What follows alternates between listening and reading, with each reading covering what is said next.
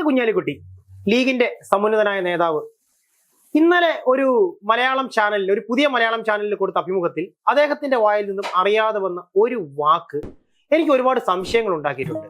League ഒരിക്കലും ഉപമുഖ്യമന്ത്രി സ്ഥാനം ചോദിക്കില്ല എന്നതായിരുന്നു അദ്ദേഹത്തിന്റെ ആ വാക്കുകൾ. അത് ഒരു സെക്കൻഡ് വന്നുപോയ വാക്കാണെങ്കിലും അതിങ്ങനെ മനസ്സിൽ കിടന്ന് ഇങ്ങനെ കറങ്ങിക്കൊണ്ടിരിക്കുകയാണ്. അതിനർത്ഥം കോൺഗ്രസ് അധികാരത്തിൽ കയറുകയാണെന്നുണ്ടെങ്കിൽ തീർച്ചയായും ഒരു ഉപമുഖ്യമന്ത്രി ഉണ്ടായിരിക്കും എന്നല്ലേ? അങ്ങനെയാണെങ്കിൽ ആർക്കാണ് ആ ഉപമുഖ്യമന്ത്രി ആകുവാനുള്ള ചാൻസ് ലഭിക്കാൻ സാധ്യതയുള്ളത്? പ്രശാന്ത്, ഈ പി കെ കുഞ്ഞാലിക്കുട്ടി എന്ന അവരുടെ ഇത്രയും രാഷ്ട്രീയം നന്നായിട്ട് അറിയാവുന്ന ഒരു ലീഗ് നേതാവ് കുഞ്ഞാലിക്കുട്ടിയോളം ഉണ്ടോ എന്ന് ചോദിച്ചാൽ എനിക്ക് സംശയമുണ്ട്. അത്രയും നന്നായിട്ട് രാഷ്ട്രീയം സംസാരിക്കാൻ അറിയാവുന്ന തന്മയത്വത്തോടെ, അതായത് നമ്മുടെ മുഖ്യമന്ത്രിയുമായും വളരെ അടുപ്പമുണ്ട്, അതുപോലെ മറ്റെല്ലാ നേതാക്കളുമായും വളരെ നല്ല രീതിയിൽ കാര്യങ്ങൾ നടത്തുന്ന ഒരു നേതാവാണ്. അപ്പൊ അദ്ദേഹം അത് പറയുമ്പോൾ അതിനകത്ത് ഒരുപാട്, പ്രത്യേകിച്ച് ഈ ഇലക്ഷൻ അടുത്ത് വരുന്ന സന്ദർഭത്തിൽ അദ്ദേഹത്തിന്റെ നാവിൽ നിന്ന് ഇത്തരത്തിലൊരു വാചകം വരുമ്പോൾ അതിനർത്ഥം നമ്മൾ അത് പറയുമ്പോൾ നമുക്ക് ഒരു ഭാഗം കൂടെ പറയേണ്ടി വരും. ലീഗ് ഈ തെരഞ്ഞെടുപ്പിന് സജ്ജമായി കഴിഞ്ഞു. അതെ, അതായത് UDF കിട്ടുന്ന സീറ്റുകളുടെ എണ്ണത്തിൽ അവർക്ക് ബാങ്ക് ഡെപ്പോസിറ്റ് ആണ് ലീഗിന്റെ സീറ്റ്. കഴിഞ്ഞ തവണ UDF കിട്ടിയ സീറ്റ് എണ്ണത്തിൽ 50% ഏതാണ്ട് പകുതിയോളം ലീഗിന് കിട്ടിയ സീറ്റാണ്. അപ്പൊ ലീഗ് എന്ന് പറയുന്ന പാർട്ടി അവരുടെ സീറ്റ് ഉറപ്പിച്ചിട്ടാണ് ഈ വർത്തമാനം പറയുന്നത്. ശരിക്കും പറഞ്ഞു കഴിഞ്ഞാൽ കുഞ്ഞാപ്പ അരയും തലയും മുറുക്കി ഇറങ്ങി കഴിഞ്ഞിരിക്കുന്നു. അല്ല, കുഞ്ഞാപ്പ കഴിഞ്ഞ തവണയും കുഞ്ഞാപ്പ റെഡിയായിരുന്നു. കാര്യം ഇനി ലീഗിന് ഒരിക്കൽ കൂടി ഭരണമില്ലാതെ കേരളത്തിൽ നിൽക്കാൻ പിടിച്ചെടുക്കാൻ പറ്റാതെ, കാരണം സ്ഥിതി മാറി. അവർക്ക് ഈ പറയുന്ന രീതിയിൽ അവർക്ക് അധികാരമില്ല എന്നുണ്ടെങ്കിൽ ലീഗ് ഒന്നുമല്ല. അതെ, പണ്ട് ഞാൻ കേട്ടിട്ടുള്ള ഒരു തമാശ എന്ന് പറഞ്ഞാൽ PM ഗഫൂർ എന്ന് പറഞ്ഞ് മാതൃഭൂമിയിൽ ഒരു കാർട്ടൂണിസ്റ്റ് ഉണ്ടായിരുന്നു. എനിക്കറിയാം PM ഗഫൂർ. നമ്മുടെ ഗോപികൃഷ്ണനൊക്കെ വളരെ മുമ്പ്, കാകദൃഷ്ടിക്ക് മുമ്പുണ്ടായിരുന്നു. കാകദൃഷ്ടിക്ക് മുമ്പുണ്ടായിരുന്നു. അപ്പൊ ഈ ഗഫൂറിനെ കാണാനുള്ള ഭാഗ്യമൊക്കെ എനിക്കുണ്ടായിരുന്നു. അപ്പൊ ഗഫൂറിന്റെ ഒരു കാർട്ടൂൺ ഉണ്ടായിരുന്നു. ഈ നമ്മുടെ ഇവരുടെ ലീഗിന്റെ തങ്ങൾമാരുടെ കുടുംബം എന്ന് പറയുന്നത് മലപ്പുറത്താണ്. തങ്ങളുപ്പാപ്പ. അത് ഇപ്പോഴത്തെ സാദിഖ് അലി ശിഹാബ് തങ്ങളാണ് തങ്ങളുപ്പാപ്പ എന്നറിയപ്പെടുന്ന. എല്ലാവരും മാറി മാറി വന്നാൽ അവരെല്ലാരും തങ്ങളുപ്പാപ്പയാണ്. അതെ, അപ്പൊ സാദിഖ് അലി ശിഹാബ് തങ്ങളാണ് ഇപ്പോഴത്തെ ലീഗിന്റെ നേതാവ്. അതൊരു ദൈവം കൂടെയാണ്. അദ്ദേഹം ദൈവത്തിന്റെ പരിവേഷമുള്ള മനുഷ്യൻ. അവർക്ക് അങ്ങനെ ഒരു കുടുംബ പ്രശ്നം ഉണ്ടായാൽ അവരുടെ പ്രശ്നങ്ങളൊക്കെ സംസാരിച്ച് തീർക്കുന്ന ഒരു കോടതി കൂടെയാണ്. അപ്പൊ ഇവരുടെ ഈ പറയുന്ന അവരുടെ വീട്ടില് ലീഗിന് ഇങ്ങനെ മീറ്റിംഗ്, ഞാൻ ഗഫൂറിന്റെ കാർട്ടൂണിനെ കുറിച്ച് ജസ്റ്റ് ഇങ്ങനെ ഒന്ന് സംസാരിച്ചു, രസകരമായ ഒരു കാർട്ടൂണാണ്. ഇങ്ങനെ ലീഗിന്റെ മീറ്റിംഗ് ഇങ്ങനെ നടക്കുവാണ്.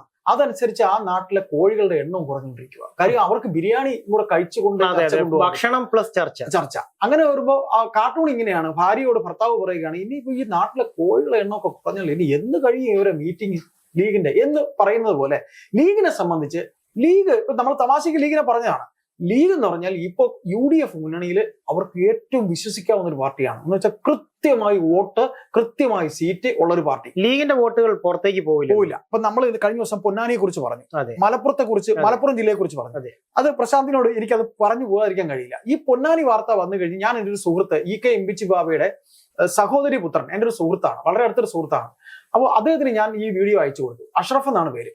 അപ്പൊ അദ്ദേഹം എന്നോട് പറഞ്ഞു, അയ്യപ്പൻ ചേട്ടൻ ഒരു കാര്യം പറഞ്ഞതിൽ എനിക്ക് എതിരഭിപ്രായമുണ്ട്. പൊന്നാനി എന്ന് പറഞ്ഞു കഴിഞ്ഞാൽ ഈ പറയുന്ന ലീഗിനോ അല്ലെങ്കിൽ മുസ്ലിം സമുദായത്തിനോ മാത്രം അപ്രമാദിത്യമുള്ള ഒരു സ്ഥലമല്ല. അവിടുത്തെ ആൾക്കാർ എന്ന് പറഞ്ഞാൽ ഹിന്ദു മതത്തെ വിശ്വസിക്കുന്നവരുണ്ട്, അത് ക്രിസ്ത്യൻ മതത്തെ ആചാരങ്ങളെയും അനുഷ്ഠാനങ്ങളെയും ഏത് ജാതിയുടെയും മതത്തിനെയും അവർ വിശ്വസിക്കുന്നവരാണ് എന്നൊരു വാക്ക് ചേട്ടൻ പറയണമെന്ന് പറഞ്ഞ് പുള്ളി എനിക്കൊരു തിരുത്തും. ചേട്ടാ, മലപ്പുറത്തിന്റെ പ്രത്യേകതയ്ക്ക് വേണ്ടി അത്രയധികം തപ്പിപ്പോണ്ട ആവശ്യമൊന്നുമില്ല. പൊന്നാനിയെ കുറിച്ച് മലപ്പുറത്തും അങ്ങനെയുള്ള ആൾക്കാരുണ്ട്. മലപ്പുറത്തിന്റെ മതമൈത്രി അറിയണമെന്നുണ്ടെങ്കിൽ ഈ തവണ നടന്ന കുംഭമേള നമ്മളൊന്ന് പറയേണ്ട പോയിന്റാണ്.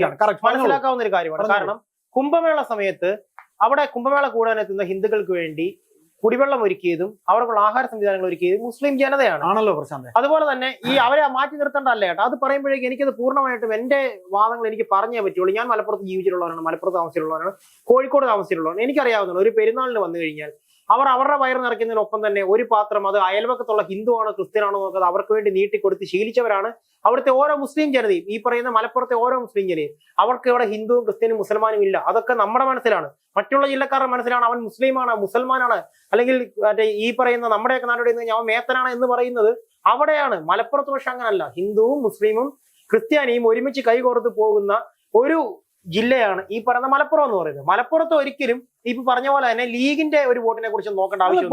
പൊന്നാനിയെ കുറിച്ച് നമ്മൾ പറഞ്ഞപ്പോഴാണ് ഇത് വന്നത്. അപ്പൊ ഏതായാലും നമ്മൾ സംസാരിക്കുമ്പോൾ അവരുടെ വോട്ട് ബാങ്ക് ഇപ്പൊ മലപ്പുറം ആയാലും കോഴിക്കോടായാലും വയനാടായാലും കണ്ണൂരായാലും കാസർഗോഡ് ആയാലും അവരുടെ സീറ്റുകൾ അവർക്ക് ഭദ്രമാണ്. അപ്പോ ഒരു പൊതുവെ ഒരു ഭാഷ്യമുണ്ട്. ഈ തെരഞ്ഞെടുപ്പിന് മുമ്പ് ജമാഅത്തിയെ കുറിച്ച് പറഞ്ഞു. അത് ജമാഅത്തി ആയിരിക്കും UDF ഭരണത്തിൽ വന്നു കഴിഞ്ഞാൽ ഇവിടെ ആഭ്യന്തരം നിയന്ത്രിക്കുന്നത് എന്ന് AK ബാലന്റെ ഒരു പ്രഖ്യാപനം ഉണ്ടായിരുന്നു. AK ബാലൻ എന്ന് പറഞ്ഞാൽ CPM-ല് ബഹുമാനപ്പെട്ട മുഖ്യമന്ത്രി പിണറായി വിജയന്റെ ജിഹ്വയാണ്, നാവാണ്. അദ്ദേഹം മനസ്സിൽ കാണുന്ന AK ബാലൻ ഒരിക്കലും വെറുതെ ഒരു സ്റ്റേറ്റ്മെന്റ് അടിക്കില്ല. അപ്പോ അതെന്തുകൊണ്ടാണ് ജമാഅത്തിയെ കുറിച്ച് പറഞ്ഞത്? ജമാഅത്തി ഇപ്പൊ വോട്ട് UDF-ന് കൊടുക്കും എന്ന് പറഞ്ഞു, UDF-നൊപ്പമാണ്.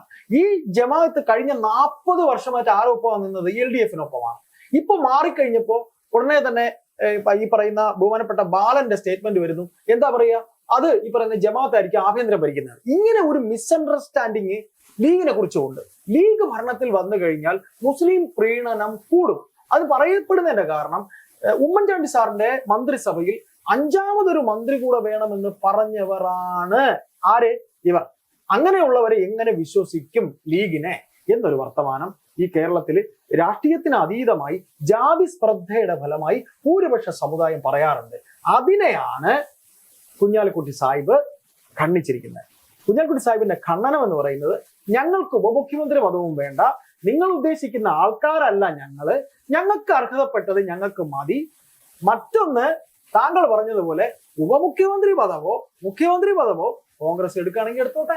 നമ്മുടെ ചോദ്യം ഇതായിരുന്നു. അപ്പോൾ ഇത്തവണത്തെ ഈ പറയുന്ന കോൺഗ്രസ് മന്ത്രിസഭയിൽ ഒരു ഉപമുഖ്യമന്ത്രി ഉണ്ടാകും എന്നല്ലേ അതിനർത്ഥം? തീർച്ചയായിട്ടും അത് അങ്ങനെ വേണമെങ്കിൽ പറയാതെ പറഞ്ഞതായിട്ട് നമുക്ക് കരുതാം. കാര്യം മുഖ്യമന്ത്രിയാകാനും ഉപമുഖ്യമന്ത്രിയാകാനും ഈ സ്ഥാനത്തിനും വേണ്ടിയൊക്കെ തന്നെ ഇവിടെ ചർച്ചകൾക്ക് മേൽ ചർച്ചകളും നടക്കുമ്പോൾ ചിലപ്പോൾ നമുക്ക് അങ്ങനെ ചിന്തിക്കുന്നത് സാധ്യതയുണ്ട്. തെറ്റില്ല, കാത്തിരിക്കുക തന്നെ, തെറ്റില്ല. അതെ, കുഞ്ഞാപ്പയുടെ നേതൃത്വത്തിൽ ഉറപ്പായും ലീഗ് ഇത്തവണ അധികാരത്തിലേക്ക് കയറാൻ പോവുകയാണ്. ലീഗിന് എന്തായാലും വിജയസാധ്യത എപ്പോഴും, ലീഗ് മത്സരിച്ചിട്ടുണ്ടെങ്കിൽ ലീഗ് ജയിച്ചിരിക്കും. ലീഗിന് വിജയസാധ്യതയുള്ള കളങ്ങളിൽ മാത്രമാണ് ലീഗ് മത്സരിക്കാൻ നിൽക്കാറുള്ളത്. അപ്പൊ കുഞ്ഞാപ്പയുടെ നേതൃത്വത്തിൽ ഇത്തവണ UDF-ന് ഒരു കൈത്താങ്ങായി, എപ്പോഴും UDF-ന് ഒരു കൈത്താങ്ങായിട്ട് ലീഗ് ഉണ്ടായിരുന്നു. ഇത്തവണ കൂടുതൽ ശക്തമായി, കാരണം ഇത്തവണ അധികാരം വേണം എന്നുള്ളത് അവരുടെയും കൂടെ ആവശ്യമാണ് എന്നിരിക്കെ ഇത്തവണ ശക്തമായ ഒരു പോരാട്ടത്തിനെ ലീഗിന്റെ ഭാഗത്തുനിന്ന് ഉണ്ടായേക്കാം.